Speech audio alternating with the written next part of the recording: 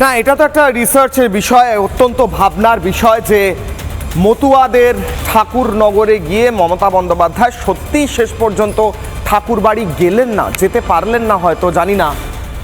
গতকাল আমরা আলোচনা করেছিলাম কিশলয়ের অগ্নিবাণে, বারবার প্রশ্ন করেছিলাম, সম্ভাবনা উঠছে মমতা বন্দ্যোপাধ্যায় ঠাকুরবাড়ি যাবেন না, যাওয়ার সাহস পাবেন না, কোন মুখে যাবেন?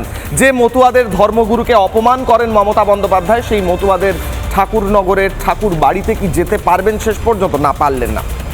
কিন্তু মঞ্চ খাটানো, একদম সাজানো জায়গায় অবশ্যই দাঁড়িয়ে তিনি মতুয়াদের উদ্দেশ্যে বলতে পারলেন যে আপনারা যে ধর্মীয় কার্ড দিচ্ছেন এত টাকা দিয়ে, অত টাকা দিয়ে, তাতে কোনো লাভ হবে না।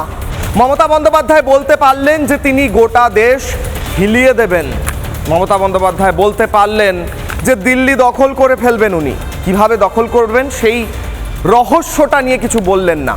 প্রশ্ন উঠছে, মতুয়াদের গড়ে গিয়ে মমতা বন্দ্যোপাধ্যায় মতুয়াদের উন্নয়ন সম্পর্কে একটু আধটু যদি বলে দিতেন তাহলে হয়তো কিছু ভোট পেতেন। এবার তো আরও সমস্যা হয়ে দাঁড়ালো, যেখানে মতুয়াদের গিয়ে থ্রেট দিয়ে একদিকে, অন্যদিকে ভয় দেখিয়ে তিনি এই বার্তা দিয়ে এলেন যে ভোট যদি না পাওয়া যায় তাহলে এভাবেই থ্রেট চলবে। এটাকেই কি থ্রেট কালচার বলে?